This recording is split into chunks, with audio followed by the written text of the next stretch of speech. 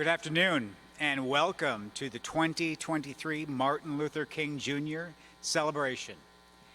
I'm Dan Heimerman and I serve as the 5th Chancellor of the University of South Carolina Aiken, and I, along with Dr. Forrest Mahan, co-host this event for the community each year in celebration of Dr. King Jr.'s life and legacy. It is my pleasure to welcome Reuben Freeman as our MC for today's program. Mr. Freeman is CEO and Chief Consultant of the Personality Group, a job developer for the Babcock Center. Please welcome Mr. Freeman to the podium.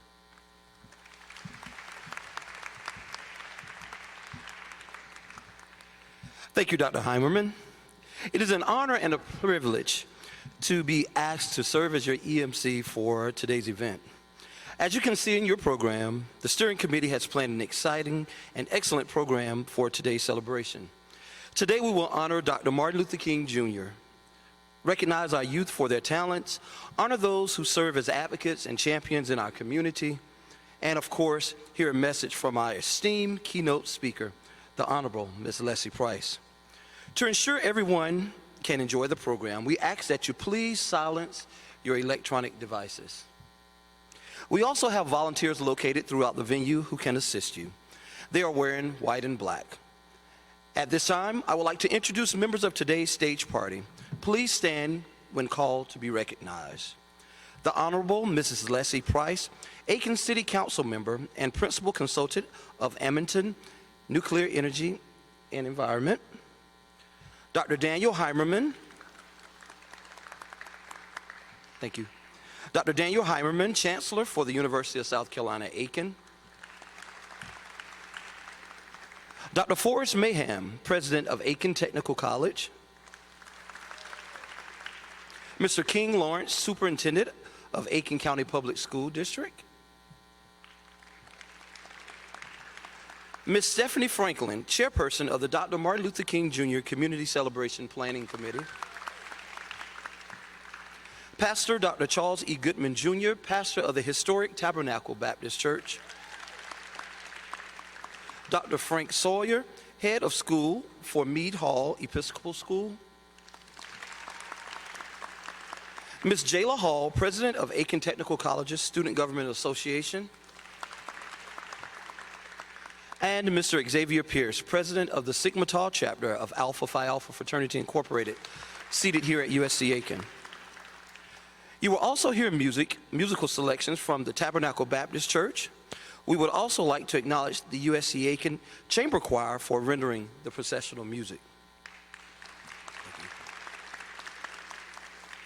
Without further ado, we will begin the program with an invocation by Pastor Dr. Charles E. Goodman Jr., Pastor of the Historic Tabernacle Baptist Church. He will be followed by the welcome and occasion by Dr. Forrest Mahan, President of Aiken Technical College.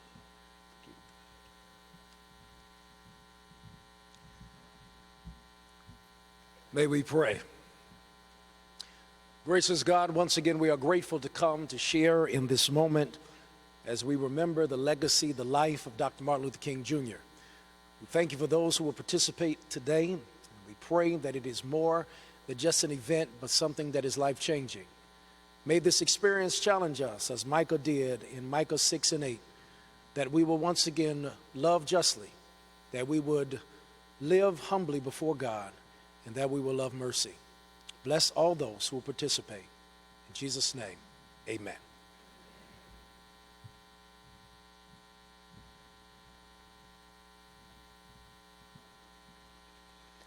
Well, good afternoon. On behalf of Aiken Technical College, the University of South Carolina Aiken, and the Event Steering Committee, I welcome you to the annual Dr. Martin Luther King Jr. Community Celebration. Thank you to Dr. Heimerman and his staff for graciously hosting this event on the USC Aiken campus.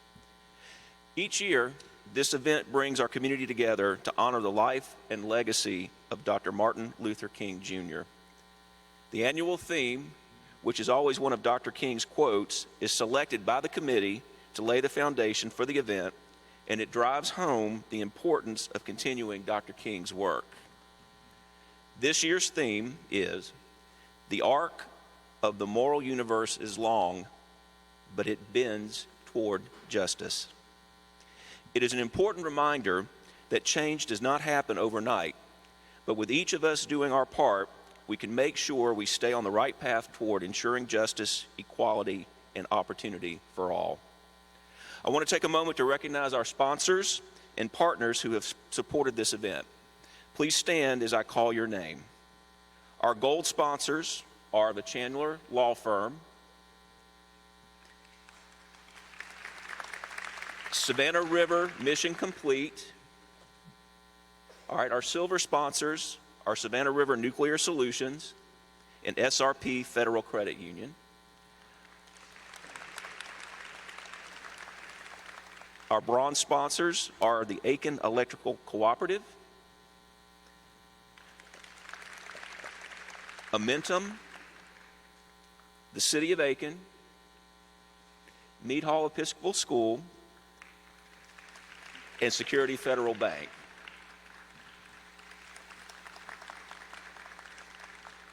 Our community partners are Alpha Kappa Alpha Sorority Incorporated, Kappa Upsilon Omega Chapter, the Aiken Alumni Chapter of Delta Sigma Theta Sorority Incorporated, the Aiken, South Carolina Chapter of the Lynx Incorporated,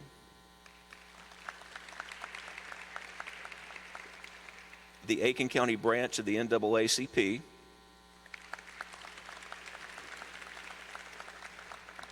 the Concerned Ministers Fellowship,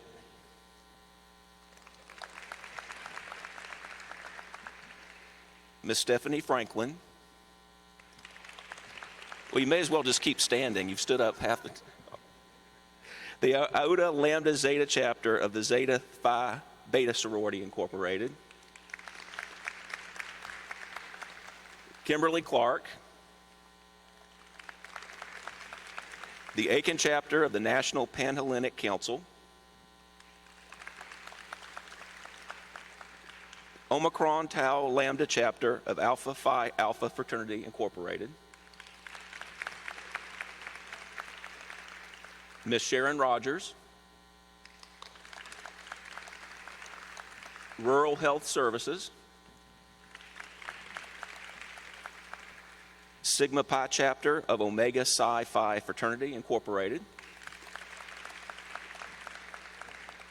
the United Way of Aiken County,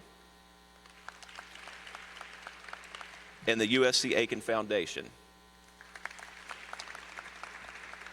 Our media partners are WAAW Shout 94.7 FM, the Aiken Standard, and Augusta Business Daily. Let's give all of our generous sponsors and partners a round of applause.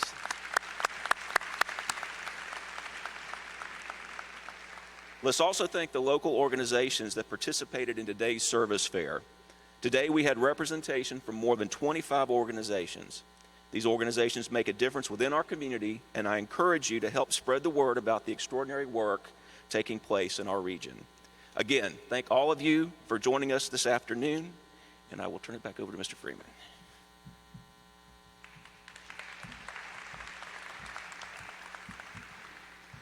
Thank you, Dr. Goodman, for the invocation, and Dr. Mahan for a warm welcome and for acknowledging the generosity of our sponsors and partners.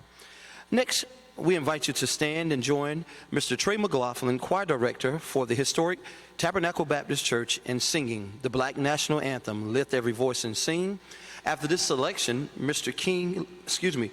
Jamel Hodges here at the University of South Carolina at Aiken will present and recognize the Martin Luther King poster and essay contest winners.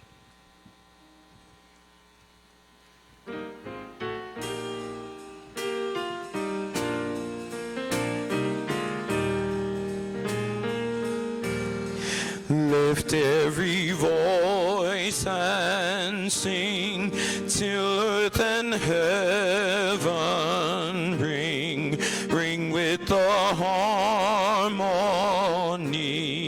of liberty. Let our rejoicing rise high as the listening sky. rise. Let it resound loud as the rolling sea. Sing a song full of the faith that the dark past has taught us. Sing a song full of the hope that the present has brought us.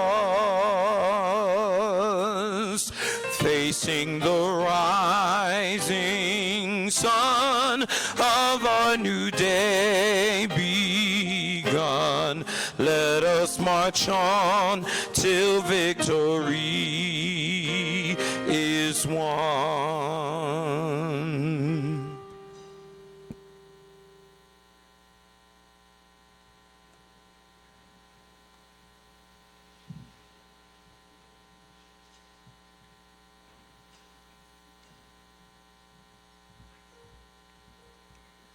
Good afternoon. An important part of the annual Dr. Martin Luther King Jr. community celebration is recognizing the winners of all of the annual student essay and poster contest winners. Excuse me. Every fall, students throughout Aiken County are invited to share their thoughts about Martin Luther King Jr. holiday and the aspect of his legacy. The committee received many outstanding submissions, and today we will recognize the students whose submissions rose to the top.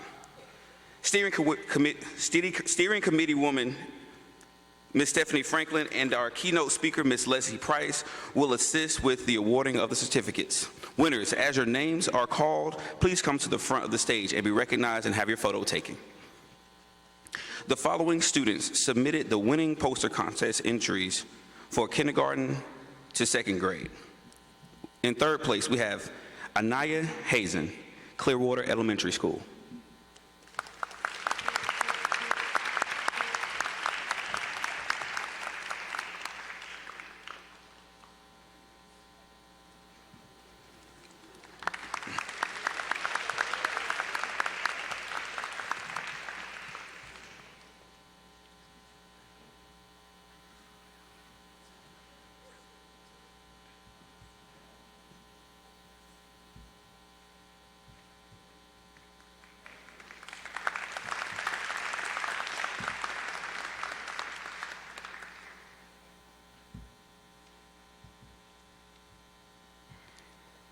In second place, we have Raul Romero, Clearwater Elementary School.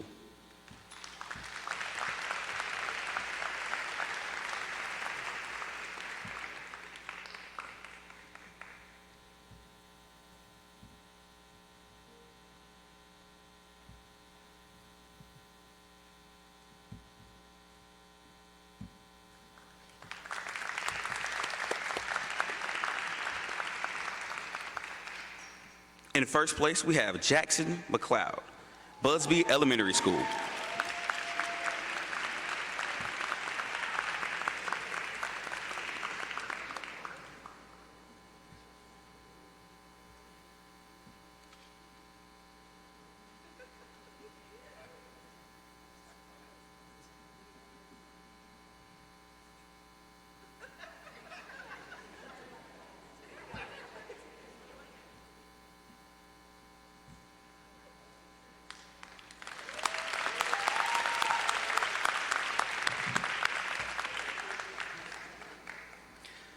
Next, we have our winning entries for the 3rd to 5th grade category, which were submitted in poster form as well.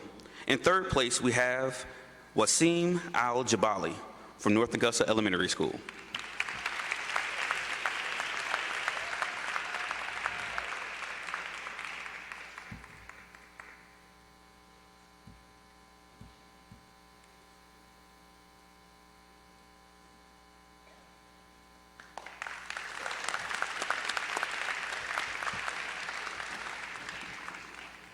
In second place, we have Taraya Thompson from Oakwood Windsor Elementary School.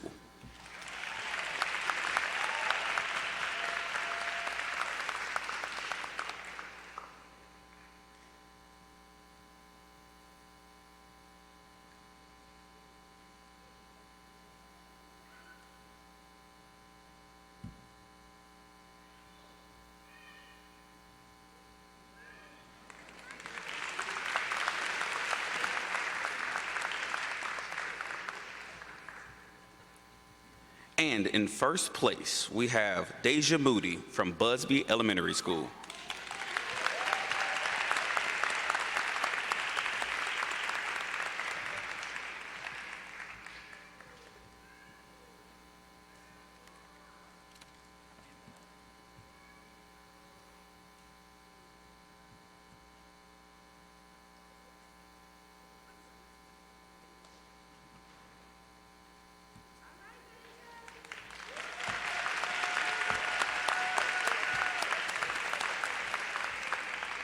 Congratulations to these winners.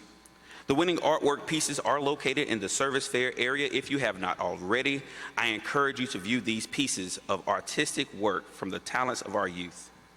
At this time, I would like to recognize our middle and high school award winners.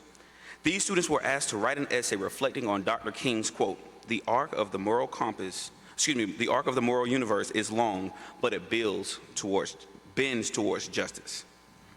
Winners, as your name is called, please come to the front of the stage to be recognized and have your picture taken. The winning entries for the middle school category were submitted by the following students. In third place, Caden Keller from Jackson Middle School.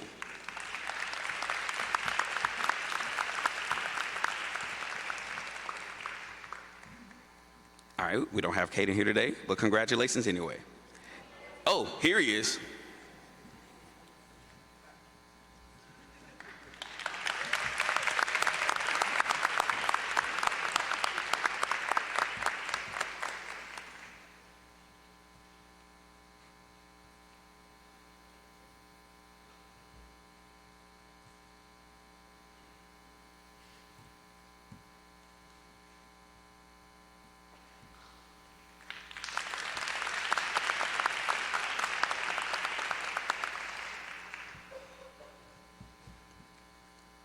In second place, we have Ariana Gabby Gardner from Langley Bath Clearwater Middle School.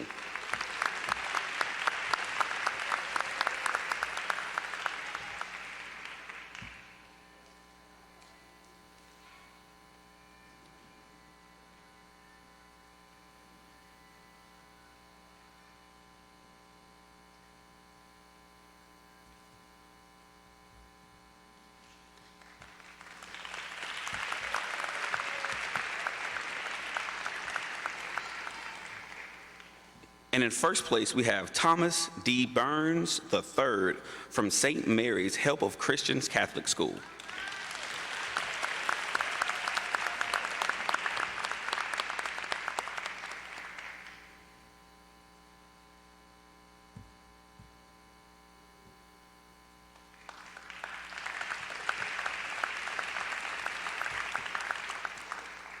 Next, we will have the winning entries for the high school category.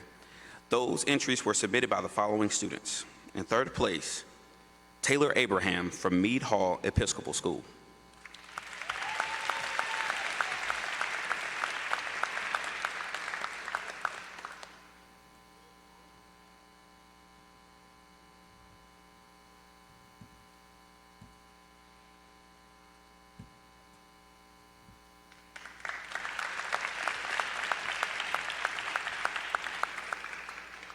In second place, we have Esther Marks from Meade Hall Episcopal School.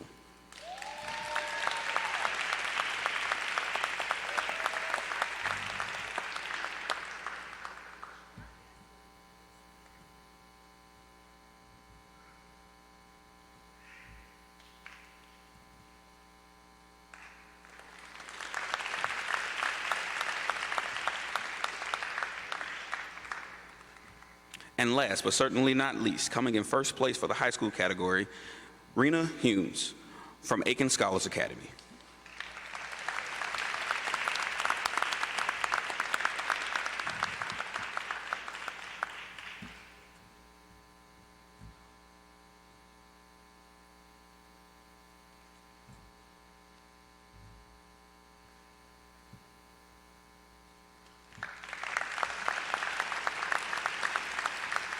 Congratulations to all of our winners. Let's give them one another round of applause.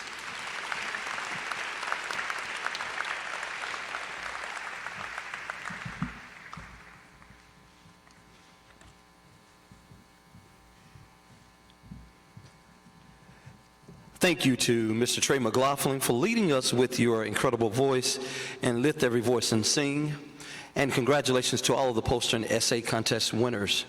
Next, we will recognize the recipients of the 2023 Human and Civil Rights Champion Awards.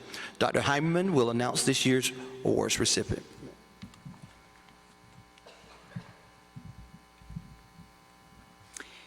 Three Human and Civil Rights Champion Awards are given annually during today's celebration, and I have the privilege of announcing these awards today.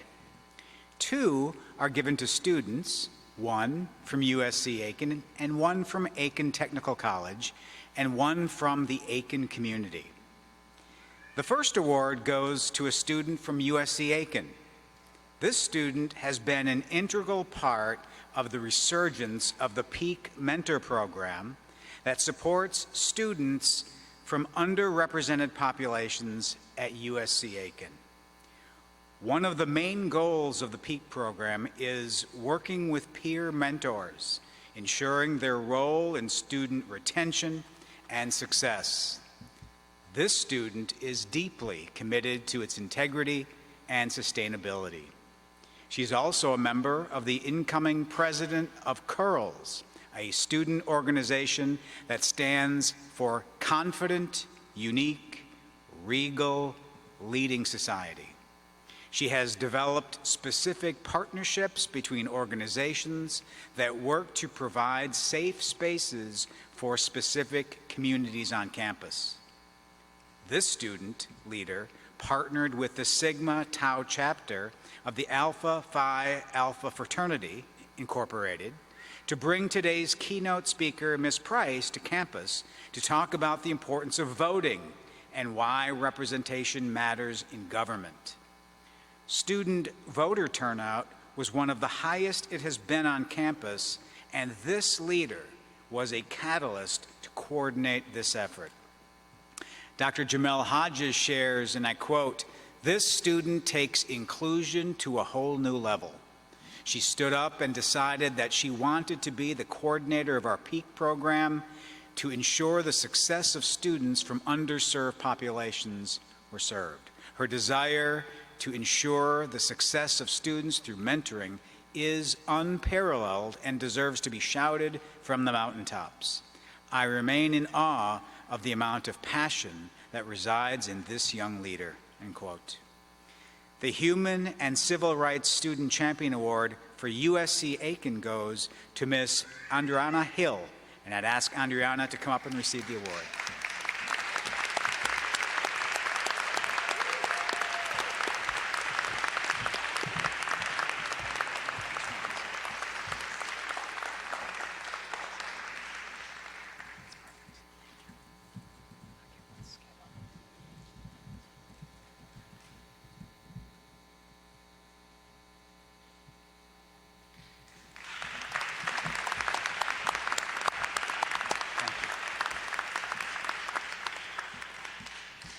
The second award goes to a student from Aiken Technical College. This student is a lifelong resident of Aiken County and a graduate of North Augusta High School. She is a natural leader and attends almost every student event. She welcomes new students during orientations, conducts campus tours, and represents ATC at various community events. She delivers snacks, headbands, and water for cancer patients going through treatment at the Cancer Care Institute of Carolina. She helped organize ATC's Giving Tree and gathered donations for residents of the Recovery Road Ministries in Graniteville.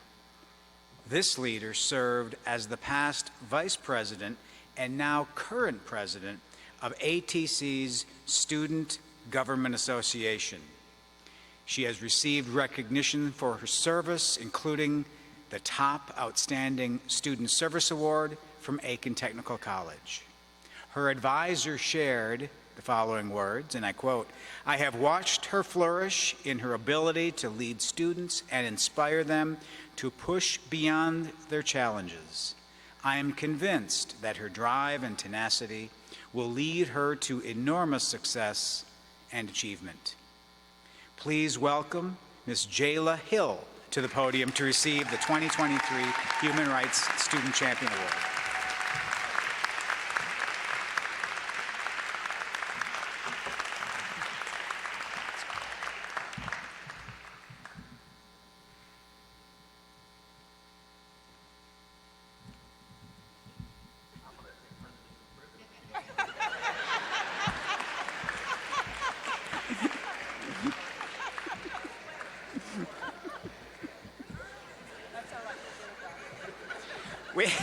We have a little friendly competition with our friends at Aiken College. Thank you, Forrest. The third award is the Human and Civil Rights Community Champion Award. This award is being presented to a USC Aiken professor. She has served as the chair of the Bias Incident Report Team for 1 year. In this position, she fights for the civil rights of students, faculty, and staff. Additionally, she helps improve the sexual health of our community through seminars and workshops. She also served as a member on the Advancing Inclusion and Belonging Task Force in 2019. This leader has served as the advisor to Unity for the last 5 years.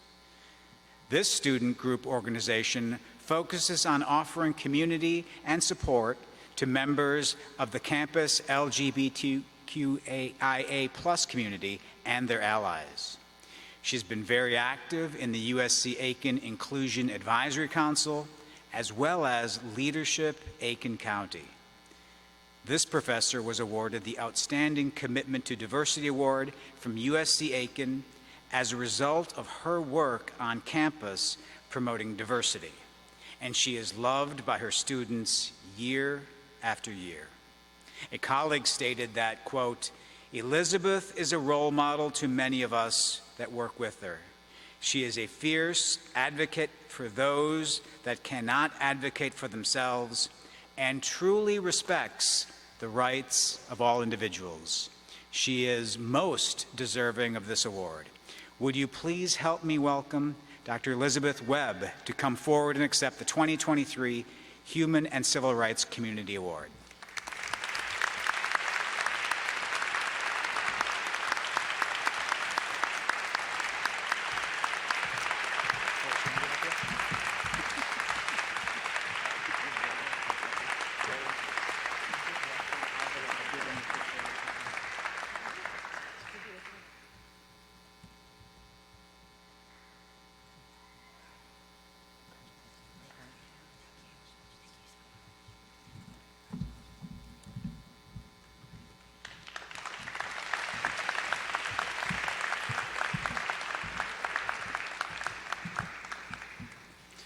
Congratulations to all of the Human and Civil Rights Awards recipients, and thank you for demonstrating what it means to be a servant leader.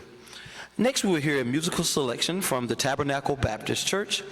Following the selection, we will have the introduction of the speaker by Ms. Jayla Hill, Aiken Technical College Student Government Association President, and the keynote address by the Honorable Ms. Leslie Price, Aiken City Council member and principal consultant with Amington Nuclear Energy and Environment.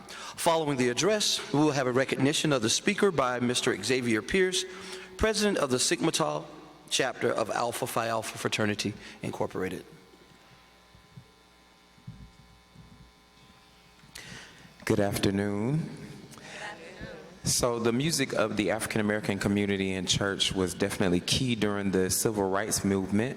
So you hear a lot of gospel music from that time period, and we're going to sing one of those in just a little bit. A contemporary arrangement of a hymn called "Do Not Pass Me By" or "Pass Me Not." But before we do that, we're going to actually sing just a little bit of a Negro spiritual so that you guys can kind of hear the progression of how blues in the Negro spiritual shaped modern gospel music. Can I have a G, please?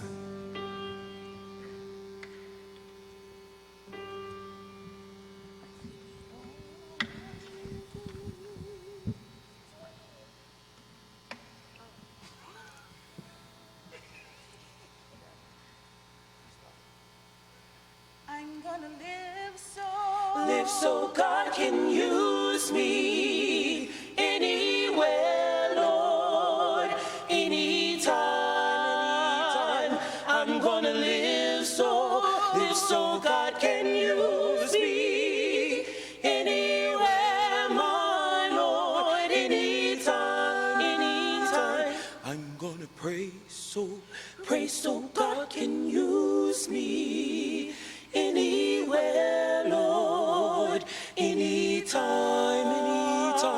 I'm gonna pray so God can use me anywhere, my Lord, anytime. I'm gonna sing so God can use me anywhere, Lord, anytime. I'm gonna sing so God can use me anywhere, my Lord, anytime.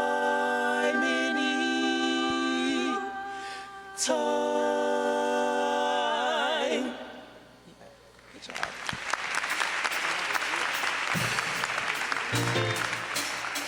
And you can clap along if you want. We're gonna scream.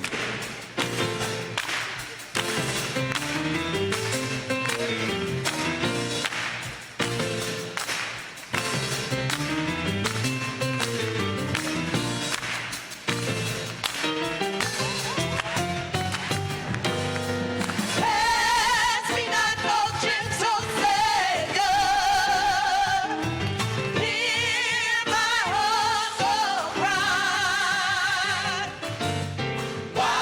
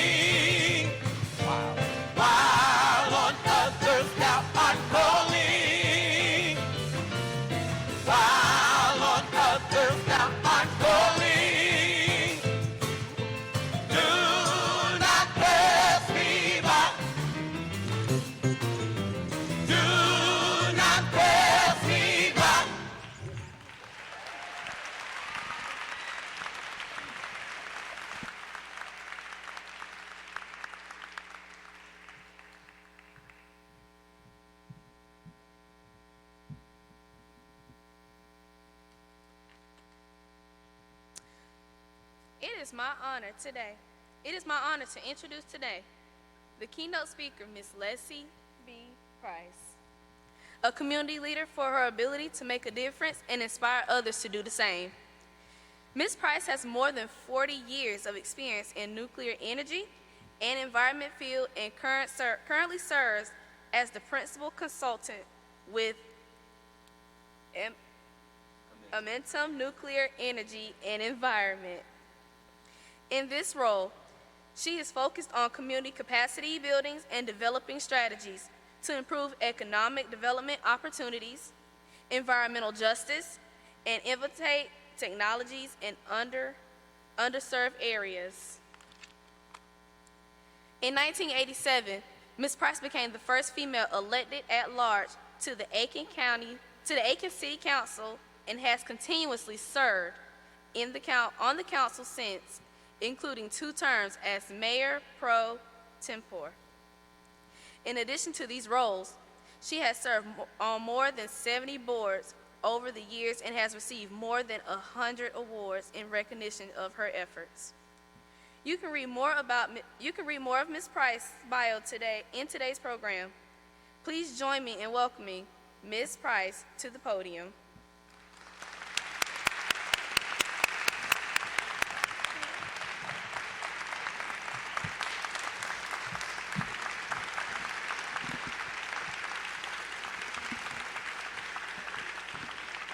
Jayla, thank you for that introduction, and thank you for not reading all that information.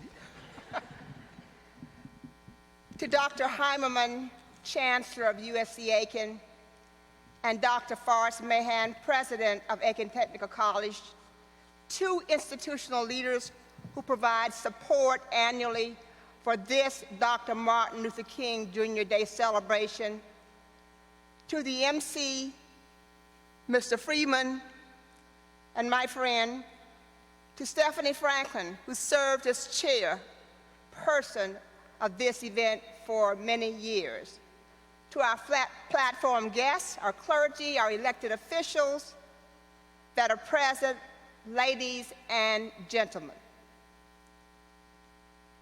I am very humbled and honored to serve as your speaker.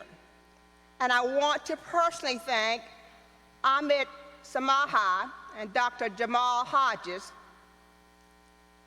for pushing me to become your speaker on today, and for my being able to stand before you. I also want to thank my family and friends for their support. They're in the audience. I have brothers, and I think I have a sister or 2 out there, and my husband, especially, along with relatives that traveled from Columbia, South Carolina, and other locations. Normally, our speakers carry a national profile, but the committee decided that we have a legacy of unrecognized heroes within our standard metropolitan area of which we live, which can be a new beginning to hear the stories of local leaders. Believe me when I say I am truly humble and tried my best to convince them that we could find someone else. Our theme today is the arc of the moral universe is long, but it bends toward justice. And we are here today to honor and celebrate the legacy of Dr. Martin Luther King Jr., an African-American preacher, superior and persuasive with his compelling oratorical skills, with words that would inspire and promote any audience to action. Born on July 15, 1929, in a house of religion and activism, if Dr. King had lived, the family would have celebrated his 94th birthday 1 week ago. Dr. King was assassinated on April 4th, 1968, 55 years ago, and he died at the age of 39. His education began early in life. His mother was a teacher who taught him to read before he entered school, and he skipped his first and last year at Booker T. Washington High School and entered college when he was a junior at the age of 15 years old. In 1948, Dr. King graduated from Morehouse College with a BA degree in sociology. At 17 years old, he delivered his first speech that focused on equality at Ebenezer Baptist Church, where his father was pastor. Dr. King was ordained as a minister and worked closely with his father. He felt that through religion, he could best answer his inner urge to serve humanity. In 1948, he attended the first integrated school, Crozer Theological Baptist Seminar in Pennsylvania. He loved the inspirational teaching of Mahatma Gandhi and graduated with a Bachelor of Divinity degree in 1951. He earned his PhD from Boston University, where he met the love of his life, Coretta Scott, who was attending the New England Conservatory of Music. He and his wife had 4 children: Yolanda, Denise King, Martin Luther King III, Bernice King, and Dexter King. Remembering our history is not always an easy discussion or subject by some. Our past is about people. It's about values, which makes the subject difficult or uncomfortable to many people who have said, why do we share those unpleasant stories? This is the past. Why can't we just move forward? To quote George Santayana, a Spanish-born philosopher, those who do not learn from the past are doomed to repeat it. When we discuss history, it is important to tell the whole story and not omit selective pieces that may offend our friends and our neighbors. The history, you all, of slavery is brutal and it's real, and some brutal things happen. The legacy of some of our history is shameful and has impacted so many people, leaving a lot of hate and bitterness.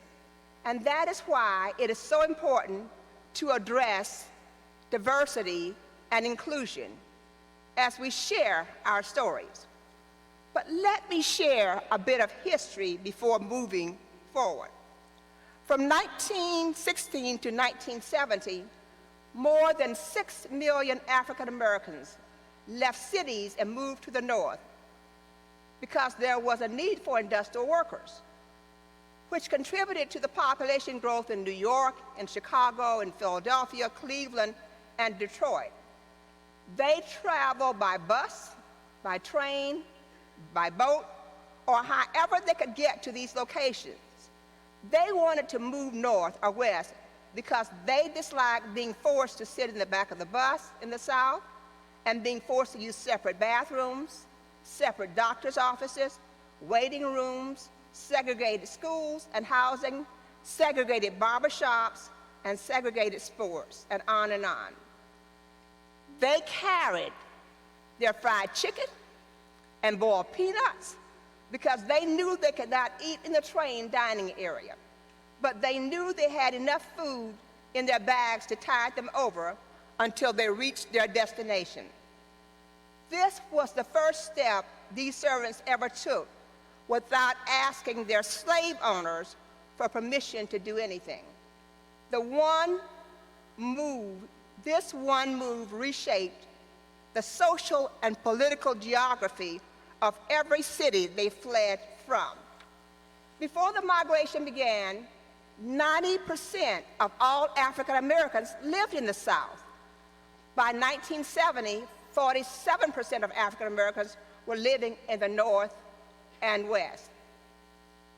African Americans felt that by leaving, they would have a better opportunity to participate in democracy and force the North to pay attention to injustices in the South and the consistent fight against justice. That one action changed the course of their lives and the lives of their children. These folks would later become John Adams, the doctor, rather than John Adams, the sharecropper. They would enter professions that their parents and grandparents never dreamed of. For example, music, literacy, arts, medicine, theater, become poets, writers, to name a few.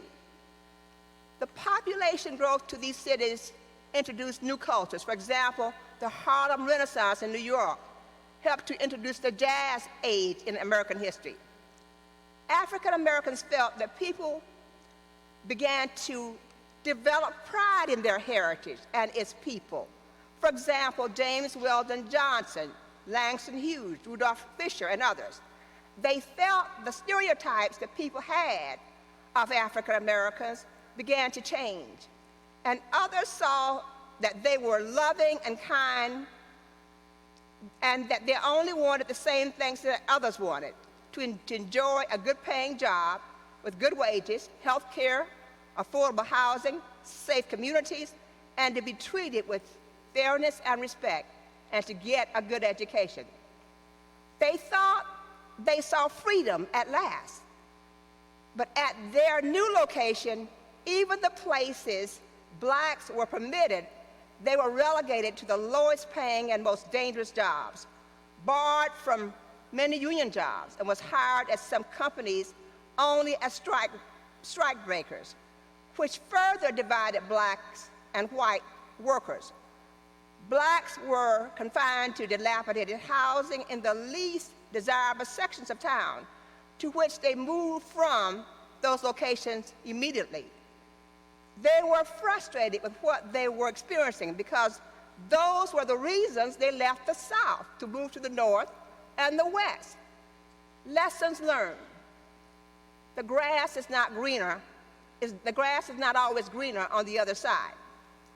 They fought to move their families to better conditions, but was met with restrictive covenants clauses in their deeds that outlawed African Americans until it was challenged in the Supreme Court. There were many unpleasant stories of this kind taking place in the North and West. But during migration, a story is told of a 4-year-old boy boarding a train with his grandmother and extended family after leaving Mississippi in 1935. This little boy overheard conversation from the adults nearby about whether he should have been left with his father's family. His mother left town following separation from his father, and the little boy, the 4-year-old boy, did not know if he would ever see his mother again. His grandfather had already gone north.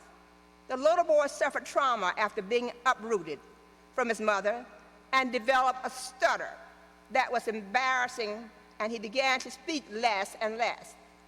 At church, the children would mock him and laugh at him when he tried to speak. So he talked to the cows and the hogs and chickens on the farm, who he said later didn't care how he sounded.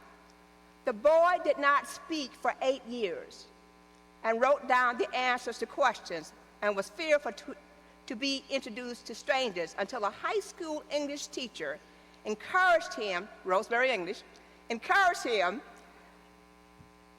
to break his silence by having him read poetry to the class. The boy was James Earl Jones, who would later go to the University of Michigan, where he abandoned pre-med for theater, later playing King Lear, Roots, Coming to America, The Great White Hope, and many other theater appearances. The moral of this story is James Earl Jones' voice was silent for so long, but he found hope when he saw opportunities in a field that he could devote his passions. There was a moment in history that our country had reached a turning point in the fight for racial justice that had been building for decades. That was the year of the killing of Medgar Evers at the age of 38, a civil rights activist in Mississippi. of the bombing that exploded in 1963 before church services began at 16th Street Baptist Church in Birmingham, Alabama, where 4 little girls, 3 of them ages 14 and 1 11 years old, were killed in the basement. When Governor Wallace attempted to block integration of 2 black students from the University of Alabama in 1963, and the year of the March on Washington in 1963, advocating for jobs and freedom, where Dr. Martin Luther King shared his unforgettable "I Have a Dream" speech. It was the largest political rally for human rights in the history of the United States. And in 1963, Dr. King wrote his letter from a Birmingham jail. Dr. King believed that justice too long delayed is justice denied. And when people tell you to wait and that it takes time, it is almost never that something's going to happen. Dr. King was arrested 29 times in the fight for justice for all. But a lot has changed in our society over the 60 years. Many good things have occurred.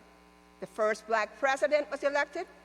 The first black female Asian as vice president has been elected. The first black female Supreme Court justice in the nation's history was confirmed in 2022. And the list of firsts goes on and on. But thank you. But our country is still faced with many challenges, and we need to think seriously about our democracy and use untapped talents that includes young people. I am so proud of these young people that came before us. Let's give them a round of applause. We need to use middle-aged people and seniors that we have overlooked and include them in meetings and conversations as we plan for the future. This inclusiveness will create new ideas and expand opportunities. When we bring a diverse group together, the progress we can make is without limits. If you have little or no knowledge and understanding of the problems communities are facing, it is difficult to find solutions, which is why it is important to have a diverse group, not in the room, but at the table.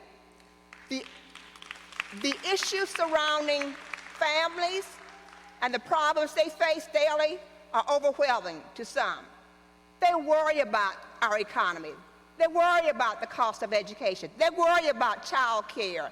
They worry about the rising costs in rental properties, cost of health care and medicine, cost of gas and food, interest rates going up, problems facing inflations and climate change and the environment, high cost of their utility bills and broadbands, insufficient raises, not making enough money to support families due to inflation. And the list goes on and on until families sometimes lose hope and some resort to illegal activities. Some are working 2 to 3 jobs and not making a living wage. Many have no health insurance and suffering from addiction and need mental health. Some do not work because they cannot afford daycare for their children, and many are living in substandard housing. People need jobs, but because of criminal records, are having difficulty in getting hired. Our young children, you all, are killing each other, and families do not know where to find counseling on issues they're facing daily. Over the years, I've asked myself, how do we keep Dr. King's dream alive? Because the arc of moral universe is long, but it bends toward justice. Dr. King wants us to be active spokespersons for neglected communities who face poverty, who live in distress and underserved communities, and develop solutions for families in need. Will it be easy? No. Will we all agree? No. But we must work together to create safe neighborhoods and create opportunities to those who have lost hope. If we are just celebrating Dr. King's legacy without doing the work that is needed, we're only putting on a mask and just showing platitude. But here are a few success stories that have solved issues with families and in our community. starts with be a friend to someone different than you. Reach out to someone that is truly in need. The story goes, one Christmas, a family of 4 people wanted to help a family in need. They reached out to an agency to identify that family and was led to meeting a grandmother who raised 8 children. The family of 4 purchased gifts for the grandmother and the 8 children. Christmas passed, and the family of 4 felt good about what they had done. As the new year approached, the family of 4 realized the grandmother was facing bigger problems. I was asked if I knew the family and had any objections to meeting the grandmother. I agreed to meet her and was introduced to her. The problem was the condition of the house that the grandmother and children was living in. They had no front door to the 4-room home, only several blankets nailed to the wall. Although she kept the house neat and tidy, there were holes in the floor covered with rugs. It was obvious that she needed another place to live and one with more bedroom space for the children. We searched and we searched for a 4-bedroom unit, affordable 4-bedroom unit, what was facing a brick wall. And finally, we ran into Reverend Charles Matthews, the assistant pastor at Second Baptist Church, who provided the family a 4-bedroom home. The home was furnished through donations, and for the first time, each child had their own bed to sleep in. What a gift. The family of 4 who helped in their own way the grandmother through this process is Keith and Angela Wood and his family. When I ran for public office as the first female at large for city council in 1975, I lost that election, but my friend, Representative Bill Clyburn, and Councilman Willa Hightower would run at large with success. But during this time, Michael Smith and later James Gallman was president of the Aiken chapter of the NAACP. Mr. Gallman has always been a strong advocate for equal employment opportunities, equal justice, and fair treatment in the workplace, and would not hesitate to contact an employer based on hiring and promoting practices. He now serves on the National NAACP Board. In 1987, this is a good story, a consent decree was filed to the Justice Department alleging that the current at-large method of electing council members in Aiken results in African Americans having less opportunity to participate in the political process and to elect candidates of their own choice. Although the city disagreed with the charges, the decision was later made by City Council to approve a 6-1 voting plan where each council member represents a district that was recommended by the NAACP. The interaction with the Aiken City Council and the NAACP was very respectful and courteous. A point to note from Richard Johnson, who have attended a number of City Council meetings through his lifetime. The Aiken City Council chambers have never instituted policies where blacks and whites would segregate in the council chambers. It has always been open seating for people to sit wherever they are comfortable. During the 1960s, we had 3 pastors who were activists: Reverend Norman Bush with Friendship Baptist Church, Reverend Alfonso Holman with Cumberland AME Church, and Reverend Jack Kelly at Second Baptist Church. They worked as a team and would frequently meet with plant managers and business owners regarding concerns in hiring practices and promotion of black employees. Many positive outcomes came as a result of those meetings. And then there was a lady by the name of Barbara Page Walker, an unsung hero, like many of you out there, and trailblazer in Aiken County. Ms. Walker directed the choir at Friendship Baptist Church, where I am a member, and took many children under her wings, exposing them to many recreational activities, bowling, and other outdoor activities. She was generous and took funds out of her pocket to help many of us because our families could not afford to pay for these activities. It was Barbara Page Walker that introduced me to the world of politics when I was 10 years old. We knocked on many doors, encouraging people to register to vote.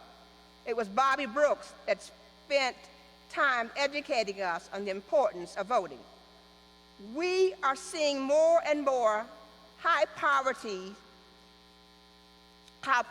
affects families and the impact of crime in communities.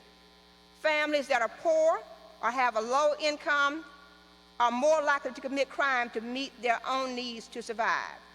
Neighborhoods where the poor are concentrated are more prone to high crime, and oftentimes poor residents are the most common victims of these crimes. Poverty is the root cause of many crimes in the world, such as theft, murder, drug possession, and other criminal acts. People need advanced education, apprenticeship training, life skills, and job skills. The solution to poverty is to increase wages and have a good-paying job. And I don't mind standing before you and letting you know I am a strong proponent of $15 an hour starting pay for our workers. This happens by creating more jobs and job training. Apprenticeship South Carolina is doing a fantastic job through our technical college system, and the Lower Savannah Council of Government and Aiken Technical College works with businesses to train students in various apprenticeship skills, ready for job placement. The USC Aiken campus prepares our students in the STEMs and STEAMs area, and there are many job openings in these fields. A good-paying job, this is what a good-paying job will do. It allows families to afford child care so that mothers and fathers can go to work. It allows you to save for college for your children, allows you to go to PTA meetings and visit your children's teachers. It allows you to participate in your children's activities because you're not working 2 to 3 jobs to make ends meet. I heard some parents at a meeting say that their child was graduating and they couldn't attend their child's graduation because of fear of being fired. They were only making $8 per hour. I had a recent conversation with one of our sons, who's not here today, and I think he's flying from California, who stated, "Mom, there is no excuse for us, people like me, in this age of society, not to be great. All of the tools, he said, are out there and in place for greatness." He continued by saying, "I operate under an attached African-American proverb, each one, teach one, reach one." This son works with HBCUs across the country. Policy reform is needed for minor charges in nonviolent crimes and incarceration. Drug offenses make up the largest category of inmate population. As a matter of fact, almost half. And marijuana offenses continues to be one of the most seriously punished offense, which places incarceration of black offenders at a higher rate than other races. There are 2 million people in the nation's U.S. prisons and jails. Policy reform is needed for nonviolent crimes. Suggestions, though, on how we can move forward. Lead by example. Dr. King led by example. He did not tell the folks that marched with you, "I've got a plan to march," and stayed at home. He was out front marching with the people and demonstrated to others what a nonviolent and peaceful protest should look like. Each one of us in this room can lead by example. Let us be guided by our principles, even if others are against what we are saying. Even if we are persecuted, lead by example. Dr. King said, "The measure of a man is not where he stands in moments of comfort and convenience, but where he stands at times of challenge and controversy." have faith. People that was close to Dr. King knew that there was many days filled with doubt. Yes, he had hope. Yes, he was always in prayer, but sometimes discouraged. We all face this. But he also knew that having faith and taking the first step, even when you don't see where you are going, gives you courage. He never gave up. He realized that nothing easy is worth having, and nothing worth having is easy. Having faith is our greatest legacy. So we celebrate this legacy of Dr. King. Don't count yourself out. Whether you are black or white, rich or poor, you must realize that you are a part of his legacy, because his legacy was about peace, it was about passion, it was about service, and about the rich and the poor. Yes, he endured hard times, but that was his purpose on earth and what God called him to do. His life story tells us that change can come if we don't give up. He was determined to travel the distance. At times, the struggle seems hopeless, but God made a way out of no way. His life ended as God wanted it to, and he left each of us with the responsibility to serve others. Don't become discouraged. When it appears that we are facing defeat, don't stop. This is his legacy, and this is why he will always honor him. And at the end of your journey in life and mine, what will others share of the legacy we left behind? Some of you may think that you have no power and you can't do anything. Believe me when I say that God takes ordinary people to do extraordinary things. I'm a rural girl, grew up on a farm, had no idea, coming from Barnwell County, the small town in Blackwell, South Carolina. I think we have 2 red lights right now.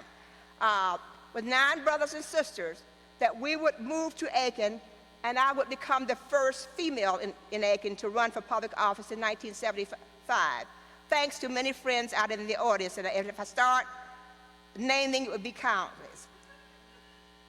And the first female elected at large in 1987 in the city's entire 150-year history.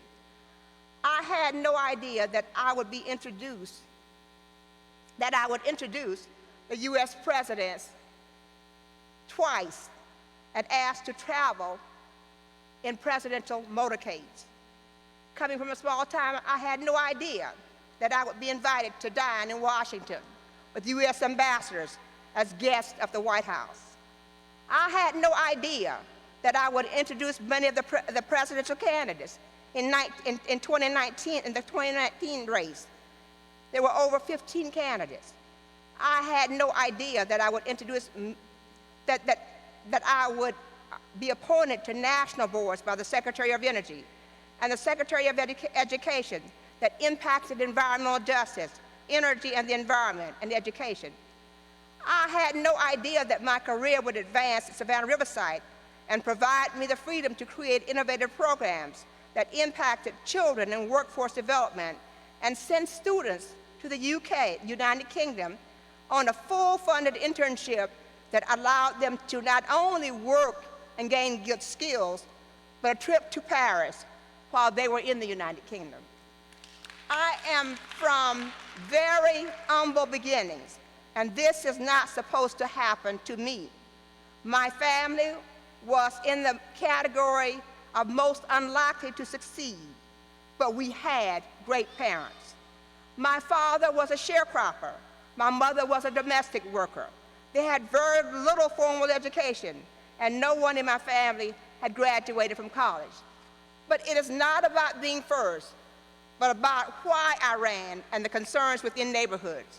The citizens in the community complained consistently about what was not being done because of the neighborhood of which we lived. Trash not being picked up, roads in horrible conditions, abandoned and burned houses, with no solutions in place to remove them. After listening to this for so long, my comments were, why don't you run for public office and be a part of the solution? Many of the citizens were highly qualified, but did not want to take the risk. Therefore, my first filing for public office was to demonstrate that I had very little to offer but willing to be a part of the change. Thanks to Bill and Beverly Cliven for their encouragement. When I filed to run for the at-large seat for City Council, the comment was made, Leslie Price, who does she think she is? She ain't got no qualifications to run for nothing. Needless to say, I lost that election, but others followed and was unsuccessful. As a little girl at Friendship Baptist Church, I would sit in the back rows of the church and read scripture. When I became bored with the message, excuse me, pastors are out there, and during my reading, became attached to Judges 6:15, which constantly reminds us how God chooses the least of us and the unlikely to do his work. Thank you. Many unlikely and uneducated people have altered the course of history. I have been recently asked by a student who was doing a class project, what have I done as a politician, and what success can I take credit for? My reply was, when you are on council, it is a team effort. While I may bring forward suggestions or recommendations, all of the city council members, and they're sitting on the front row, will vote on suggestions recommended by any city council member for approval or rejection. So it becomes a council decision when it is approved. I shared with her that I am simply an ordinary person that has stood on the shoulders of many giants. She had a series of questions to ask me, and they were all great questions. How did I feel about winning the first election, and was I proud? I commented, I felt good, but told her after winning any election, it provides a gratification, but the real work comes and you have to roll up your sleeve. She later asked, what have I done, and have I provided solutions to problems within the community? And I provided a list of items. She asked again, how have I helped people with jobs and job training? The answer was yes, I have. I work with committees that provide workforce training for youth and adults in 7 counties. Have I helped to provide affordable housing? The answer was yes. The city of Aiken has built and renovated more than 300 affordable houses during my tenure in partnership with the Housing Authority and churches. Have I helped those that are incarcerated to get second chances in life? The answer was yes. And I'm thinking, who is this teacher? I worked with businesses to enact programs that provided training and opportunities for released inmates. Have I given to the sick and provided assistance to the homeless? The answer to that question was yes. Do I volunteer and give up my time, or do I just serve on city council? I talked about the talent and service to the communities. The answer was yes to that question.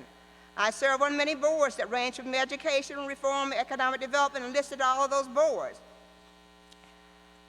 I felt so proud with her questions, but most of all, I felt proud about the educators that serve within our system and the civic lessons that are being taught in the classroom. This young student is headed for success. I also sat back and felt great about the things that was being done within our city and the things to come in the very near future by working together. But I also left the interview feeling good after sharing information with the student.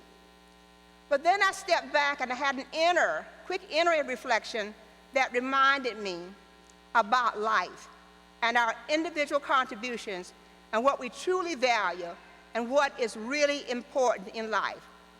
Realizing that when the end comes and all is said and done, you all, if I don't have the love of God in my heart, it will never get me or any of us in heaven.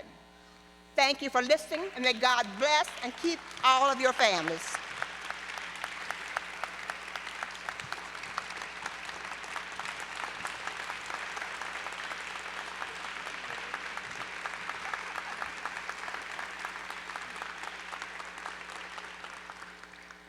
Thank you, Ms. Price, for sharing such a wonderful message with us today. You are a true inspiration and role model for our community, and as a student leader, it is motivating to have the opportunity to learn from you. And truly embodies what it means to serve and lead in the same as my fraternity, Brother Dr. Martin Luther King Jr. served and led. On behalf of the University of South Carolina Aiken and Aiken Technical College, I would like to present you with this token of our appreciation. I'm so sorry. There you go.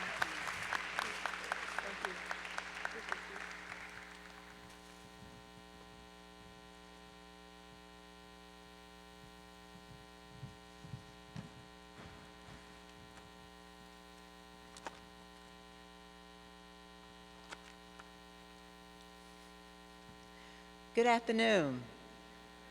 Good afternoon. Are you out there? Good afternoon. Just because it's a dreary day outside doesn't mean it has to be a dreary day inside. So good afternoon. To the Honorable Miss Leslie Price. Miss Leslie Price is a bad girl. Y'all just need to give it up for her. She is a bad, phenomenal woman. I just love her.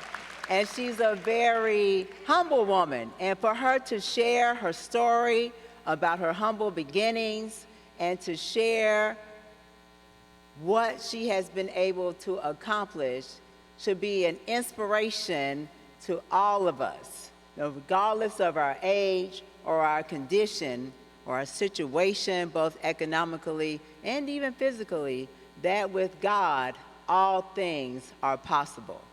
Amen? Amen. To our platform guests and essay, poster, and humanitarian winners, thanks for your participation and congratulations on how you have served this community. Mr. Freeman, thank you for accepting the invitation to be our MC today. You've done an excellent job.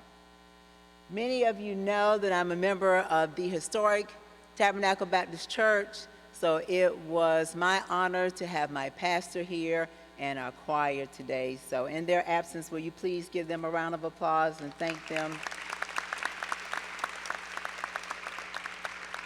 To the students volunteering today, are any of the students still here?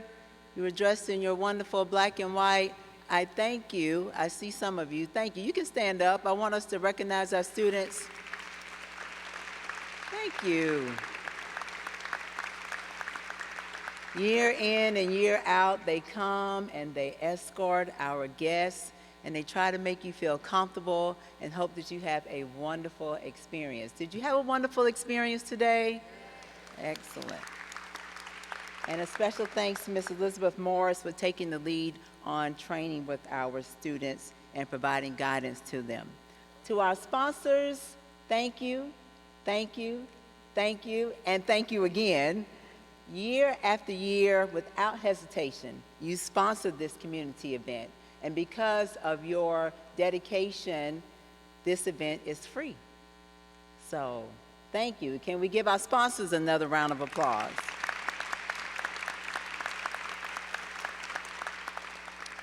It takes a team working together to plan and to execute an event of this scale. An event that we call our community to come together and to celebrate and honor the late Dr. Martin Luther King Jr. This steering committee I've had the honor to work with over a number of years, and these are my friends and my extended family.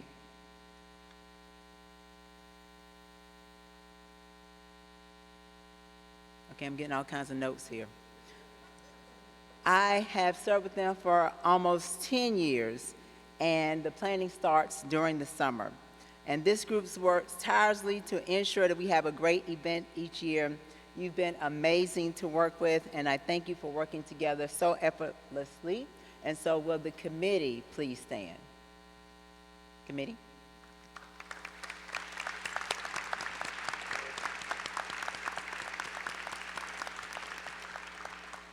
And every year, I ask Dr. Joel Scraper, will he and his choir participate with us each and every year, and they have done an excellent job and always do an excellent job. So may we recognize the choir. Thank you so very much. You always sound beautiful. So, ladies and gentlemen, my heart is a little full today. It's been my honor to serve as the chairperson for this event for almost 10 years. And today is my last time serving in this role. And I want to thank you enough for your support throughout the years of showing up, regardless of inclement weather, whether we've asked you to tune in via a link, you have done that. And you are always here supporting University of South Carolina Aiken and Aiken Technical College and our efforts to bring an event to this community that will be inspiring and that will call us to serve. So on a personal note, I want to extend special thanks to the University of South Carolina Aiken, Dr. Hireman, to Aiken Technical College, Mr. Forrest Mahan, for giving me this opportunity to lead in this role, and I've always been supportive of what the committee has wanted to do in providing this event to the community. I want to thank the ladies of Alpha Kappa Alpha Sorority Incorporated. Will you please stand?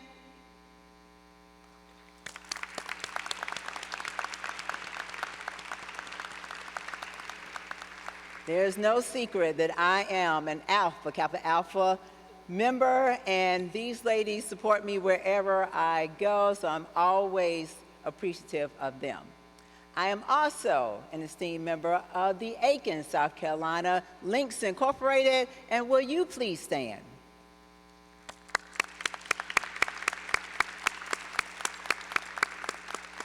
This is also my extended family, and I thank you. And I would also like to thank all the members of the Divine Nine. Will you please stand? Divine Nine.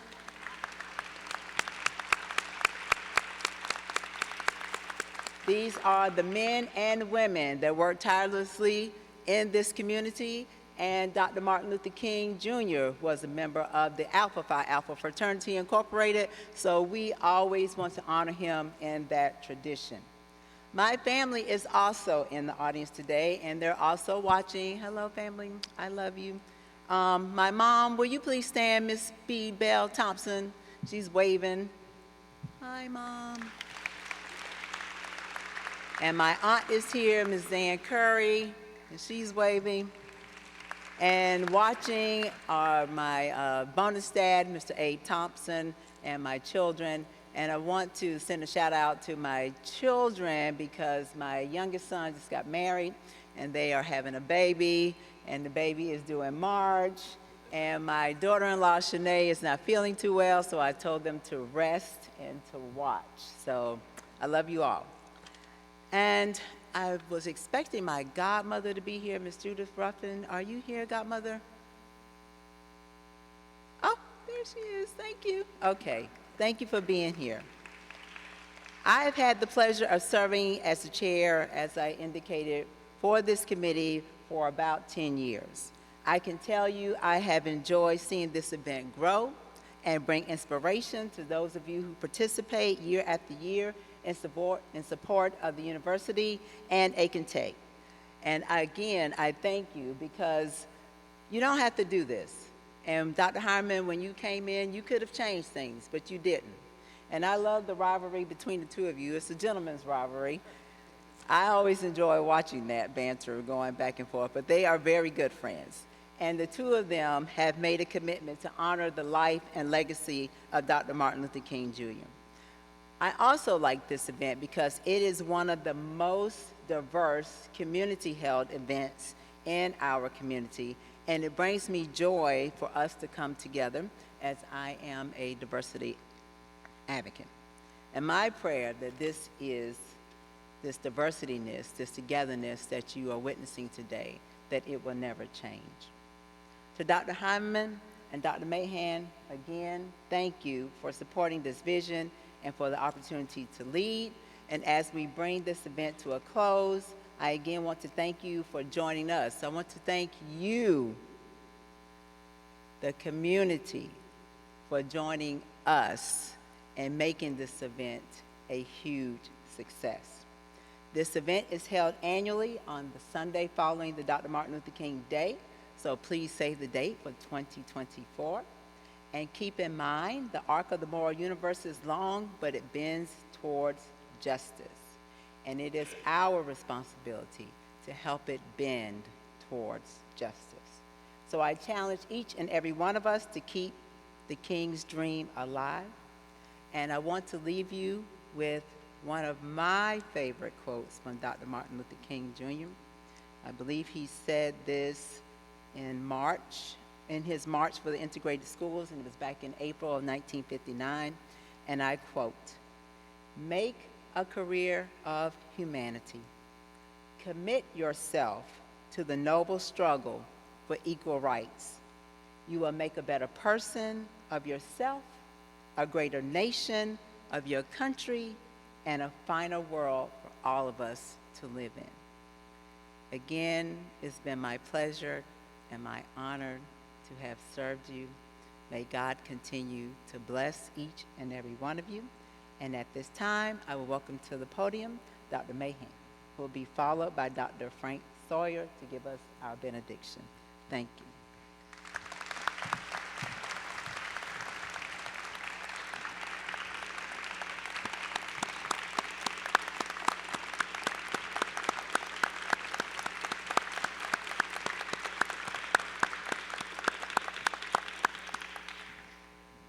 Well, on the program, I'm listed with a special recognition, and actually there's a couple of recognitions I need to make. When Miss Leslie sat down after her speech, and I told her, I said, it's the first time I have ever seen someone get a standing ovation before the speech. If that were ever to happen to me, I would just turn around and take the win and sit down. And then she got the standing ovation afterwards. So again, great speech, Miss Leslie. Now, something funny happened up here on the stage when Xavier was, going to give the gift to Miss Leslie. He reached a little too low in the podium and picked up another gift. And I need Dr. Heimerman to come up here to help me with this special recognition.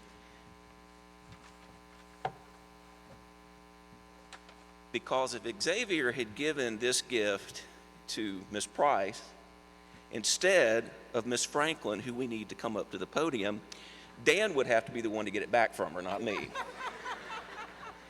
So, Miss Franklin, on behalf of the Aiken Technical College and the University of South Carolina, Aiken, we want to thank you for your years of service to the committee. Your leadership has helped this event grow to what it is today and has been a guiding light for a committee that works hard because their leader works hard. Please accept these tokens of appreciation on behalf of Aiken Technical College, the University of South Carolina, Aiken, and the Dr. Martin Luther King Jr. Community Celebration Steering Committee.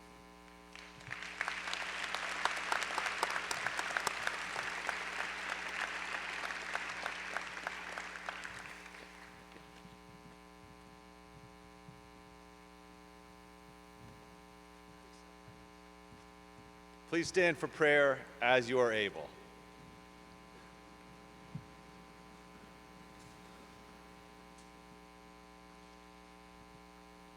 Let us pray. Lord, we thank you for the life and witness of Dr. Martin Luther King Jr., for gathering us this afternoon to remember him and his work for equality, justice, freedom, and peace. As we go forth, let us commit ourselves to these causes in our lives and in the world, being hopeful, for the arc of the moral universe is long, but it bends towards justice. Let us recall the prophetic words of Dr. Martin Luther King Jr. also. In these words, with faith, we will be able to go on to carve a tower of hope on the mountain of despair and bring into being that great dream and create right here in America a nation where we all live together and respect the dignity and worth of the human personality.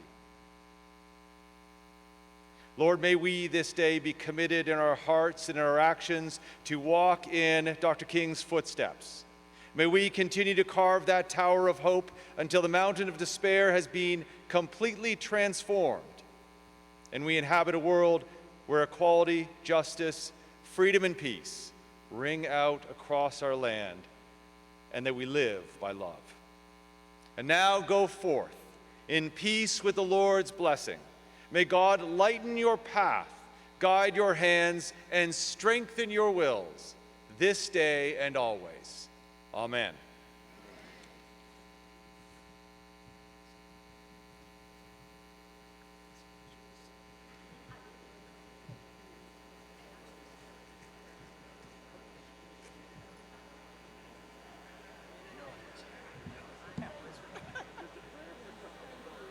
I was telling Dr. Mahan, I have a growth on my eye. I'm thinking, am I going to get through this?